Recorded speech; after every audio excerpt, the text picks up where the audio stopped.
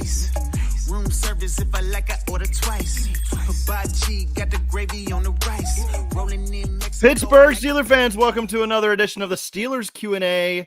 Following up on the preview show with Jeff, Dave, and Brian. This is going to be our new time slot for a little while. And I know we were here last week and Brian joined me.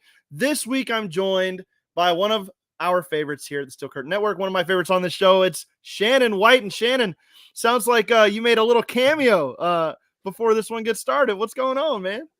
Yeah, I was getting ready to come on, and I hit the inner studio, and I found myself on the preview show, and I'm like, oh, crap, what did I do? Hey, I said, hi, everybody. That's hilarious. We all make mistakes, but that's a good one. That's a fun one right there to hop on something else, right? I Good said, stuff. where's Vince?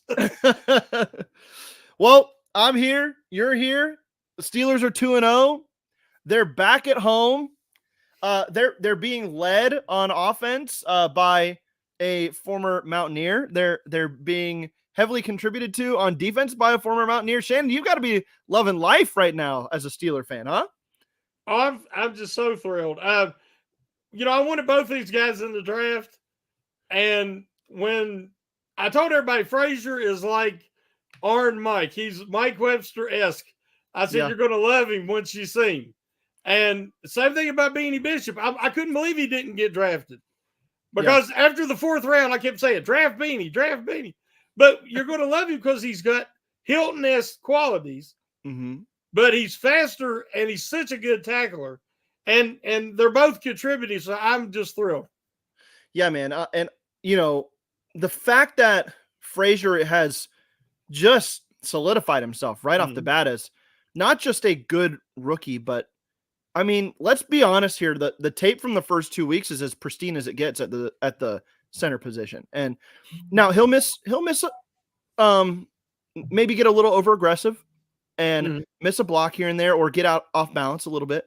But for the most part, this man came to play football and he's doing it at a high level. I don't know how much you scroll the highlight or not the highlights, but the all 22 deep dives on Twitter or X, whatever you call it. But Zach Frazier's the talk of football Twitter. He really is. He's lighting it up. Guys like Nate Tice, former offensive lineman, are just talking up this guy like one of the best centers in football already.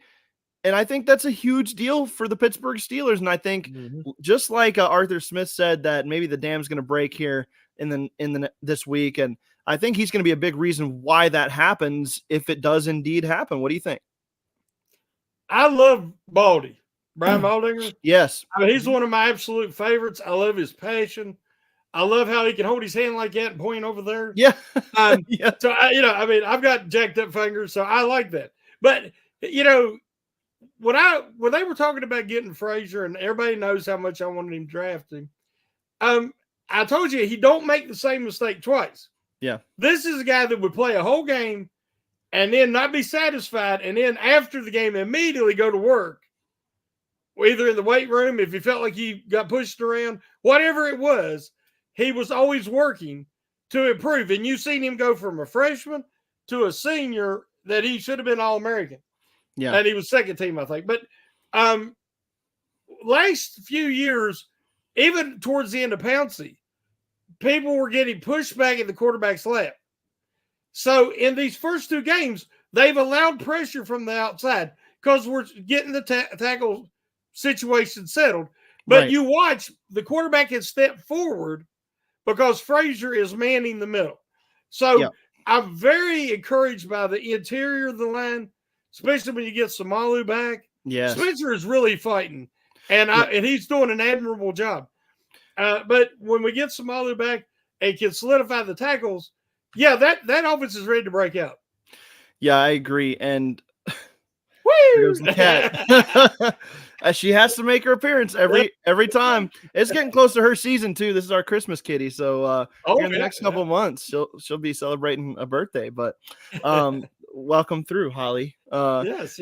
So I wanted to say about the offensive line. I think the guards are playing really well, James Daniels and Spencer Anderson, for the situation he was put in, right? Having to jump in for a guy who's a borderline all-pro, Pro Bowl type player at guard.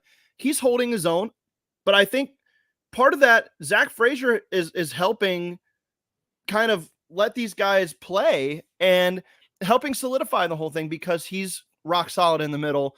I think they're all feeding off of each other. I think Troy Fautano's got a real bright future based on his first game action. And I'm not giving up on Broderick Jones yet. Dan Moore Jr. is playing above what we've seen him do in the past. This could be a real strength of the team once you get towards midseason if guys stay healthy. And if there's one thing the Steelers have done a good job the last few years is their offensive linemen staying healthy, keeping those guys healthy and rested and ready to go. So I don't know about you. There were question marks on the offensive line, obviously, going into the season. Do you feel like this is a position group that can turn into a reason why the Steelers win football games in 2024 as opposed to just another unit on this team? For the first time since Ben and Bell and AB, I say yes. This is a line that potentially within the next 2 years is going to be much younger, much more athletic, because we're probably going to lose Daniels after the season. Yeah. Samalu is closer to the end than he is the middle. But you've got Anderson, you've got McCormick, he just needs seasoning, guys. That dude is going to be a player. He just needs a little seasoning coming from FCS. But the guy's the real deal. You can see it right now. Broderick Jones just needs to be put on the left side and leave him alone. Yeah. Don't do the Kevin Dotson treatment and screw him up. Put him at left tackle and leave him alone.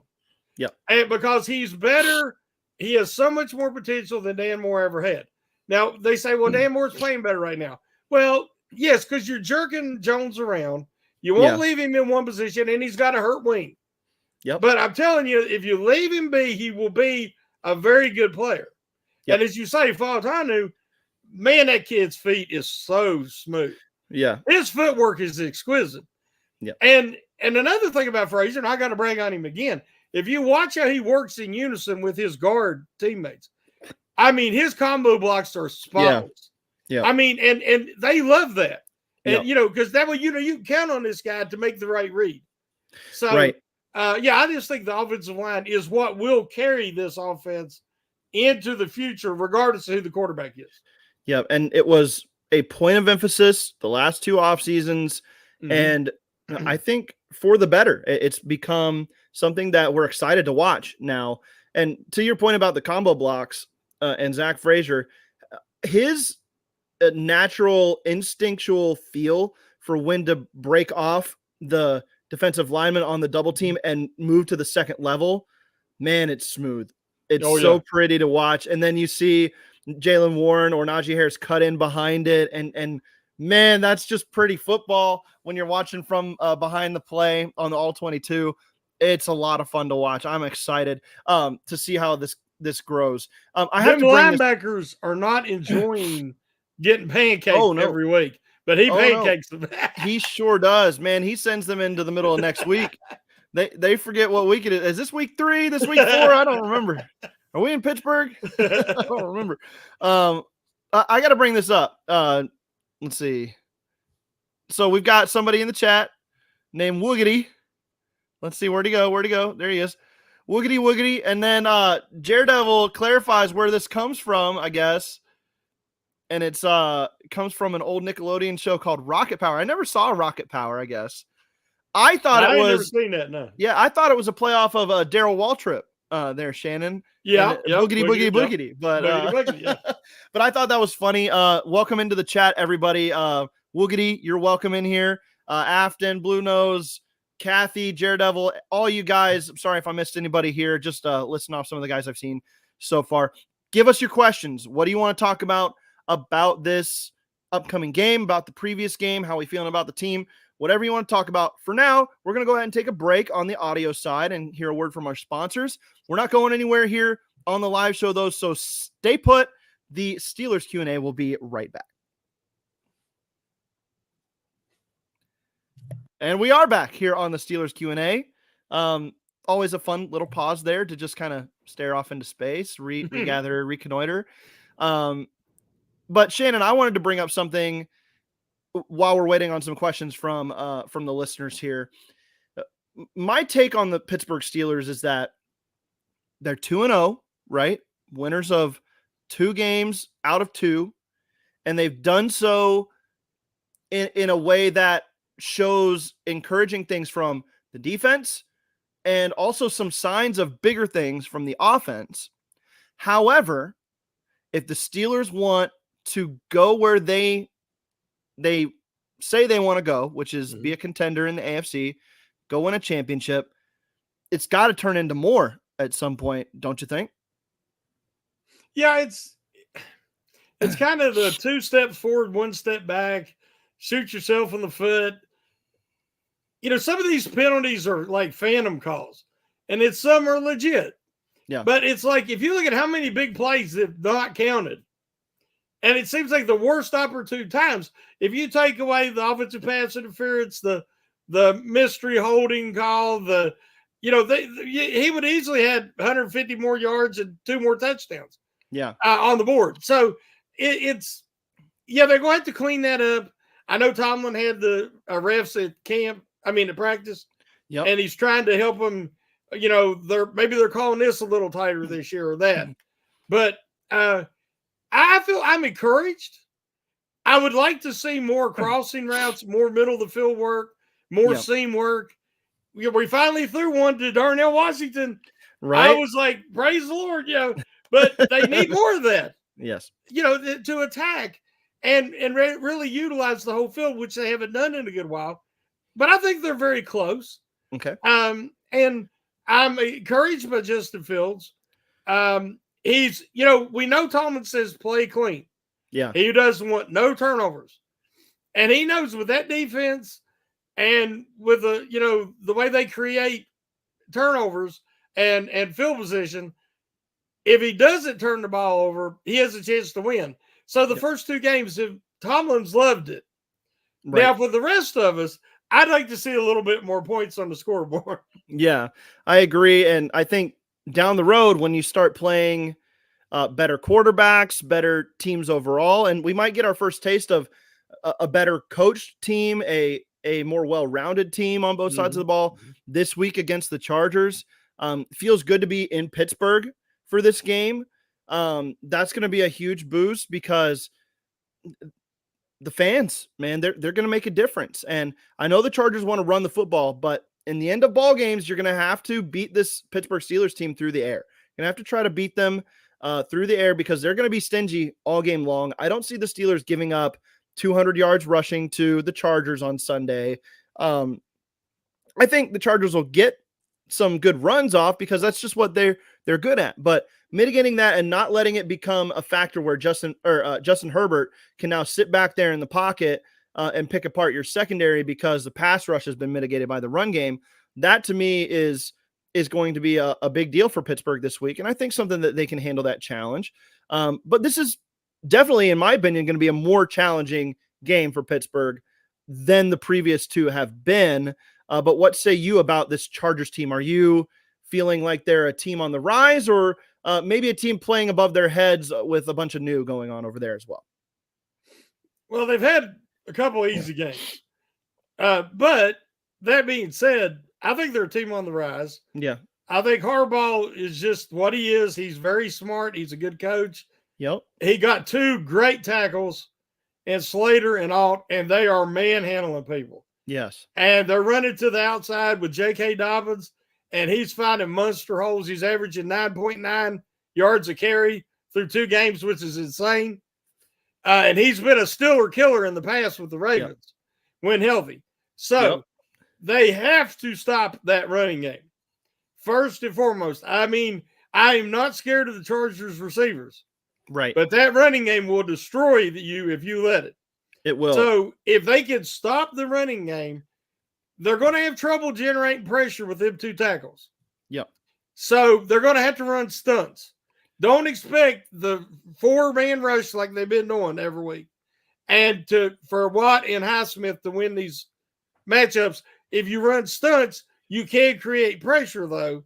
Yeah. And put the pressure on them to pick up the combo blocks and to figure out where the pressure is coming from. But yeah, I think that the Chargers are a real threat to win that West. That's an impressive group of talent when you consider their defense too. Yeah, the defense is playing kind of above its talent level, in my opinion, just based on some of the players in the middle of the defense. I know they've got good bookend edge rushers. They've got a good safety in the back end. The corners don't scare you. The linebackers don't really scare you, but they're all, if playing efficiently, they're playing together. Again, I think Jim Harbaugh comes in and you're immediately a better coach team than you were before under Brandon Staley. That being said, the Chargers to me are an interesting case study as far as where the Steelers are potentially as a team, because I think if you want to be considered truly a threat in the AFC North, truly a threat in the AFC, you have to handle business against the middle of the pack teams in the AFC, like the Chargers. You've beaten up on on a bad team in Denver. You didn't light up the scoreboard, but you handled the game, really. I mean, the Steelers were in control of that game from snap one. Let's not get anything crooked by the low scoring final there. And then the same thing in Atlanta. The Steelers controlled that game for the most part outside of one drive that was given a touchdown because the refs called a bogus call that negated a TJ Watt strip sack. And man, I'm telling you what, this defense is for real. And this is the type of game where the Steelers need to show what they're made of, that we're more physical than a physical team like the Chargers, and that we're better than the mediocre teams in the AFC, that we can make a run. I think, Shannon, this is a big Patrick Queen game when you're talking about the good tackles on the outside, mitigating the pass rush a little bit. You're going to have to get pressure up the middle. You're going to have to affect the game from the middle. This is, to me, is a big Keanu Benton and a big Patrick Queen game for what they can provide up the middle of the defense. And we all know about Cam Hayward, Larry Ogunjobi playing that other defensive end spot. He's been playing well. But that middle, man, those two guys to me are guys I am watching for sure. That being said, I wanted to bring up a question from Afton, and we'll get into this. What do you think is the key to the game this week? That's kind of my key to the game, is how do the Steelers guys in the middle, Patrick Queen and Keanu Benton, how do they stuff this running game and affect Justin Herbert regularly up the middle of the field? What would you say your key to the game this week is if you're picking one for the Pittsburgh Steelers? Well, last night on Pump Your Brakes, I said J.K. Dobbins. Okay. Today, J.K. Dobbins and Gus Edwards, who both happen to be on the Chargers, said they know the Steelers' weaknesses and they know how to attack them. So they're putting bulletin board material up there. And I'm glad, because I want the Steelers to be pissed off before the game even starts. Because this is going to be mano a mano, who's the more physical team, who can, stop the other team's running game. But when you mentioned the guys you mentioned, Queen and Benton, I also will include Peyton Wilson. Yeah. More so even than Roberts. And I love Landon Roberts, but Wilson gives you that athleticism, and when you got Queen and him both out there, they can really take the center of the field away. Something the Steelers haven't been able to do for a long time. But my key, honestly, is I think they can run the ball, the Steelers, if they avoid penalties and they execute. But I want to see Justin Fields be more. I want to see some quick hitting plays, quarterback draws, get a Harris or Warren in front of him and follow him up behind Frazier and slow down the pass rush. Yeah. Because they haven't really faced a good pass rush yet. And now you got Moore, who, everybody's saying Moore's playing above his head. Well, now we're going to see. Because if he gets back or he gets Bosa, he's going to be tested. And if you could get some of them quick hitting running plays with Fields, you'll slow that pass rush down. Yeah. You have to be able to do that. You really do. And I think if you do that, if you lean into the play action, if you lean into the quarterback run game as well, some of the RPOs and stuff that keep defensive ends kind of settling in a spot where they can't just full throttle rush at the passer or get into the backfield. And that's going to be a key to the game. I believe in Arthur Smith's ability to call a good game in that regard. So I think that that's important too. And it's been a long time, Shannon, since we felt comfortable with an offensive coordinator making play calls, it seems like. But are we jumping the gun on that, or are you pretty comfortable with Arthur Smith as well? Oh, I like what I'm seeing. I still believe that Tomlin, he sets the parameters. I think he's letting Arthur Smith call his game, but he's telling him, don't put too much pressure on Fields. Keep it simple. Protect the ball. There's a formula right now. But as this offensive line gels, which it will happen as health improves, and Fields gets more comfortable, and we got to remember Roman Wilson, who I think will contribute this year. Yeah. When he can get out there and give them another threat, and that extra blocker, because we've seen plays this year, Jeremy, that could have been substantially more, but receivers are missing blocks. Yep. And that's one thing Roman Wilson's known for, is being an excellent blocker. Yeah, that perimeter game has to improve for the Steelers in the run game.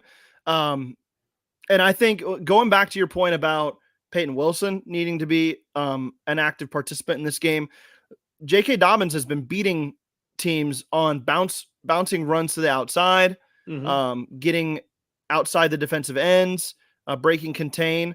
The sideline to sideline ability of Peyton Wilson, like you mentioned, and Patrick Queen's going to be huge. It really is for controlling that. The Steelers can control, not necessarily stymie, but control the Chargers rushing attack. Then I think the Steelers rushing attack can counterpunch. And now you start to have a game where the Pittsburgh Steelers can start to handle business a little bit here. And I'm excited to see if they can do that. We're talking about Arthur Smith a little bit. And Vinny Aguakun asks a very good question. Do you think Arthur Smith will be scared to go down the middle of the field because of Derwin James? We saw him back off the middle of the field against Jesse Bates in week 1 against Atlanta. Does Derwin James present the same type of situation, or is that more of a coach in Arthur Smith, his familiarity with a guy like Jesse Bates that kept the Steelers from attacking the middle of the field in week 1? What do you think about this question here? Are you thinking Arthur Smith lives in his fears a little bit here and avoids the middle of the field against Derwin James? I hated that answer when he gave it. Sure. I had people come on another podcast and they told me that, and I don't like it. There's ways to still manipulate the defense and still utilize the middle of the field. Avoiding it altogether was not a smart game plan. But again, I think that came from the top, not Arthur Smith. Sure. But I believe that Derwin James is a totally different kind of safety. He's more of a head knocker. He's a thumper. Yeah. He's going to affect the running game more than he does the passing game. Whereas we know Bates, and they have Simmons as well in Atlanta. Those two guys are ball hawks back there. Yeah. And so we've seen a little bit more, at least attempts to the middle last week. So I'm not too concerned with Derwin James, with his coverage ability down the middle. So I think that we'll have more of an open offense this week. That's a great point about the style of play difference between James and Jesse Bates, because you're absolutely right. Derwin James is more of that box safety. He's more of the tight end eraser, more of the run game stuffer. So this will be a tough matchup for a guy like Pat Freiermuth, but that doesn't mean the Steelers can't attack the middle of the field with George Pickens on slants, with Calvin Austin III on crossers, getting the running backs involved in like the middle screen game, which I think they need to use more of. The perimeter screen game isn't working very well for the Steelers right now. I don't know if that's the tackles having issues. I don't know if that's just poor execution of the play, but I've always felt that the Steelers work those middle screens pretty well. and Arthur Smith does a good job with those as well. Get some of the guys involved in the middle of the field where the Chargers are weakest as well. Let's not forget that. The linebacker core doesn't scare you, like I mentioned, and then the defensive tackles. I mean, it's not a scary group. So how the Steelers attack will be very indicative of how they feel about this unit. But I think you're absolutely right about calling it down from the top. Mike Tomlin is the guy who makes the decision on how aggressive the offense gets to be. And that's where I'm saying at some point, Mike, you're going to have to let that side of the ball open up a little bit and maybe make a mistake and trust your defense to get you out of that situation so you can be a little bit more explosive. I'm not saying that's this week, but it'll probably come up soon. You got Dallas in week 5. They've got an explosive offense. You got the Jets that have a good offense and defense. So it's, you got some tougher teams coming down the pike here that you're going to have to score more points then and not just beat them up on defense. So at some point that's got to open up a little bit. One thing that you mentioned, that the perimeter screen game has really struggled, I think, because the receivers don't block well. Right. I mean, CA3 tries, he's just so tiny. Oh, man. And then Jefferson is just flat out missing blocks. And so I think that, again, Roman Wilson can help there. But the interior screens to Warren, especially, I see you could really do a lot of damage. Because one thing last week I was encouraged by, Warren had that burst again. Right. He didn't have the burst week 1 with dealing with his hammy. But last week, you seen that burst in short area. So get him the ball, let him get to the second level, and I think you might have something. Yep, absolutely. I want to bring this up because it was a interesting discussion from today on the socials. Afton asked, did you see the ESPN dude who said 2 high safeties should be illegal? Thoughts? And Brian Brown says, who said that? Orlovsky. Actually, Orlovsky laughed the guy out of the building, and it was Mel Kiper that said it. It was Mel Kiper, yeah. Mel Kiper said it. Mel Kiper is, I mean, good grief, man. What are we talking about here? Taking another advantage away from the defense. And all that is schematics. It's not even like play style. Are you going to start outlawing schematics in the game of football? That just doesn't make any sense to me. That sounds like something that Roger Goodell would try to do to make the scoreboard light up more. Because if they don't realize they're taking away the essence of football. What are we seeing already this year, guys? Teams are running the football more so than they ever have. Passing numbers are down.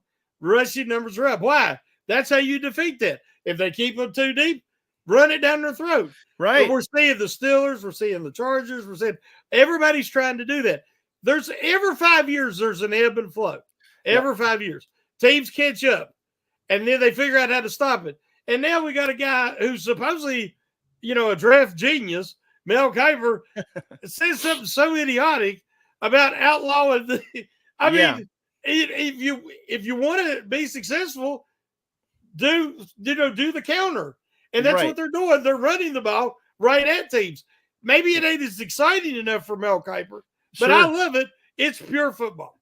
Go watch college football, Mel Kiper. Exactly. Go watch some college football if you want big plays and no defense. Go watch some college football. I think the way the NFL is reshifting back towards ground and pound and defense, that plays to the Steelers' advantage. They've been that way for a long time, and I think you're going to start to see a turn to relevance again for that type of play style. And I think the Steelers are ahead of the ball game there a little bit.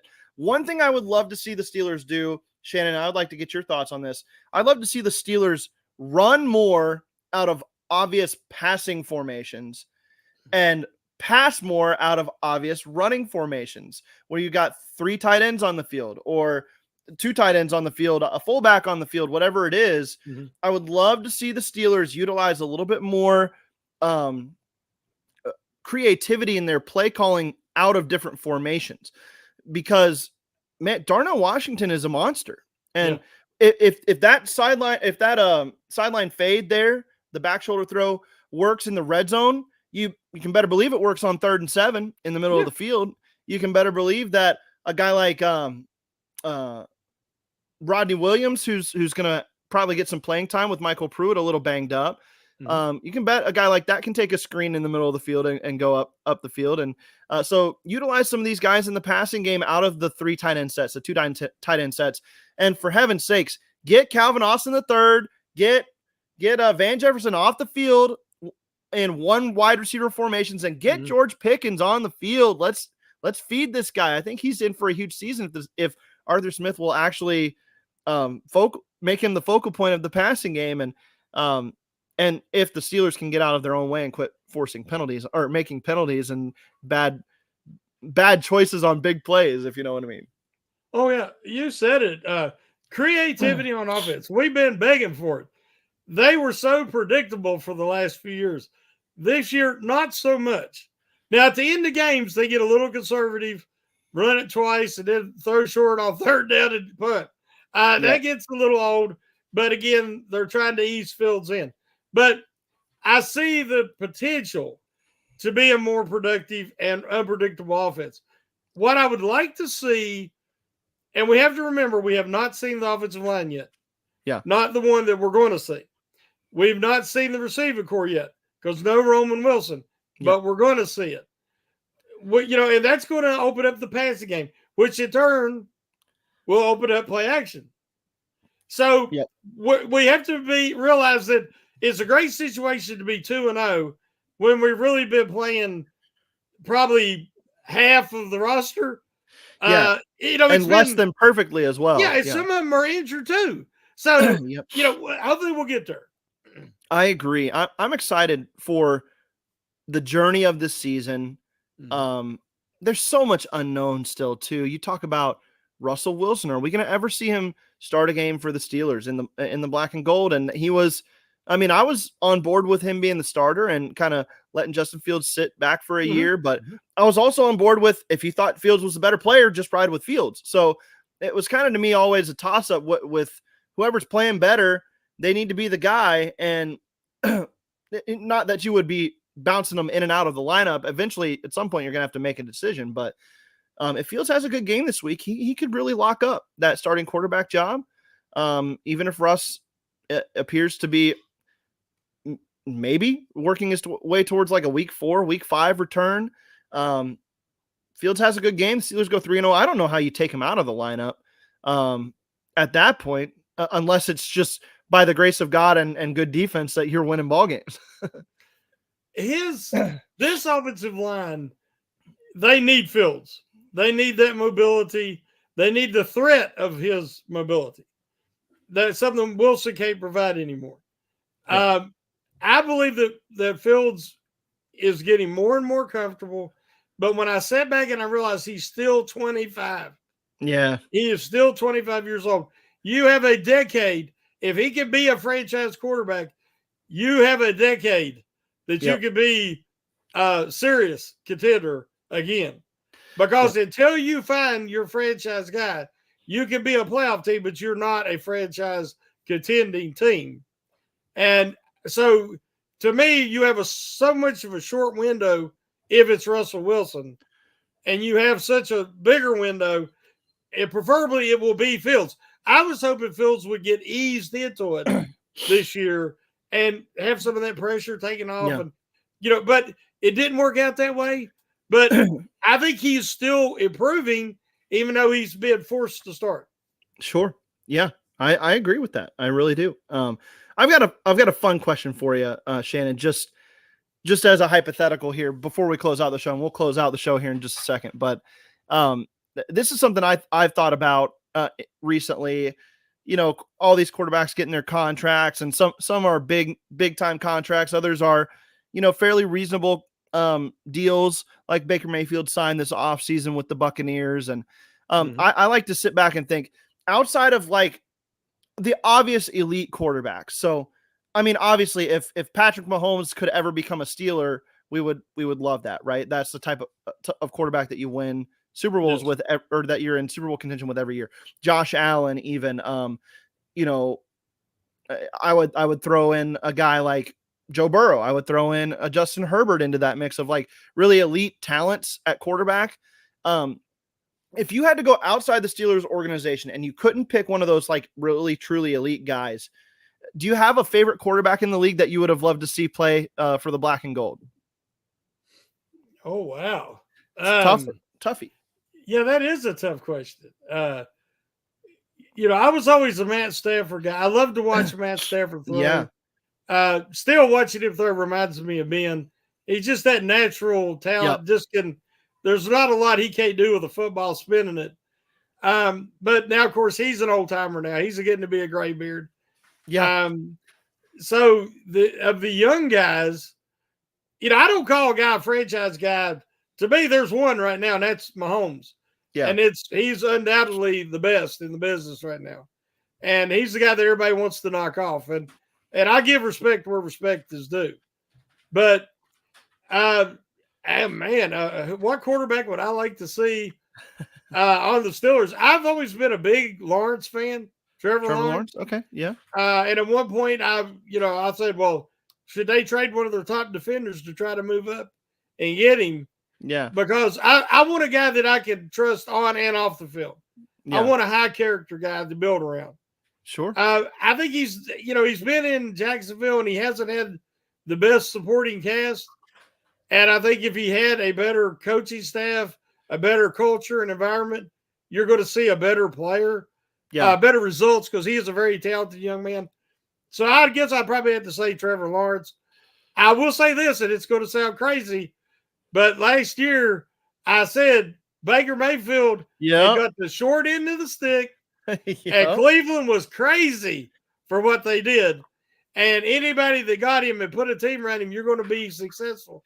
And guess what? Tampa's a good team. Yep. And Afton agrees with that. I would have loved to kick Cleveland in the rear with Baker. That would have been fun to turn Baker Mayfield from laughing stock in Cleveland to a stud in Pittsburgh. That would have been funny. Yes. I like the Baker Mayfield option here, but the guy I go to, who's, not considered a truly elite quarterback. He's not one of like the more recent second, third year guys, that recent draft picks. It's Geno Smith. I love watching some Geno Smith in Seattle. I think he's a really good quarterback, and he doesn't get a lot of the recognition as some of the other guys.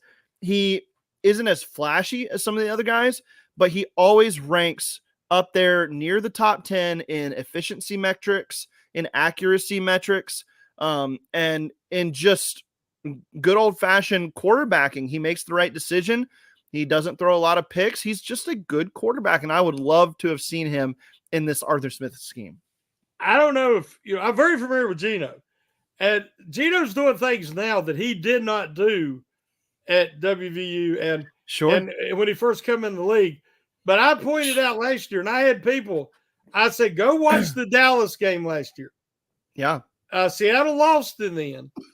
But Geno was throwing the ball because that pass rush was getting on him. He was throwing the ball a good second before the guy even took his, and he would throw to a spot. His anticipation and his accuracy, he would throw it, the guy would run to the spot, and then the ball show up. Because he threw it way before he even, as you say, Geno is playing on a higher level right now when it comes to anticipation and accuracy than these other guys. So, as you say, he's a little bit older now. Yeah. But you can build a really good team around him. Yep, you absolutely can. And the quad father, Dennis Pavlak, gets in with a $5 super chat. Thanks for bringing that up, Shannon. Herbert has an ankle, and we know the offense, they are running, score 20, and we win. I think 20 every week should be the Steelers' goal, at the very minimum. Minimum. If you're going to win football games, you want to score 20 points. And I think if you do that, you give yourself a great chance with this defense to win against most teams. Every now and then, you're going to need a little bit more than that. But I think this week, especially, do you think a score of 20 points for the Steelers wins this game for Pittsburgh? I do. Okay. As long as the Steelers shut that running game down and they really commit to it, shutting it down, I believe that they can, with Herbert, he's not going to be as mobile with ankle. And I think I'm not scared of their receivers. Yeah. So, I think the 20 could get it done this week. All righty, good stuff. Blue Nose Steelhead, one of the FFSN Fantasy League members here. I knew Yeah. you were going to say Gino. I was thinking it before you said it, Jeremy. You know me too well there, Blue Nose Steelhead. You've been playing fantasy with me too much. The conversation in the chat about Justin Fields versus Russell Wilson is very interesting. I get the argument on both sides for wanting to see Russ, for wanting to stick with Justin Fields. That's why I said it's exciting to be a fan this season and see what the Steelers end up doing, see which direction it goes. There's a lot of unknown left to go here, but it's going to be a lot of fun. Shannon, I know we're going to be watching it step for step here the rest of the season. You're going to be on everywhere like you are. We'll have you on this show again down the road as well. Thank you for joining me today. Anything you want to plug real quick before I let you go? No, just looking forward to the game Sunday, and hopefully we get a 3-0 start. I love it. All right. Thank you, everybody, for tuning in. You, the listener, are why this show is so much fun. Keep giving us your questions. Keep tuning in. Now every Thursday after the preview, stick around for more Steelers talk. We'll talk to you next Thursday here on the Steelers Q&A.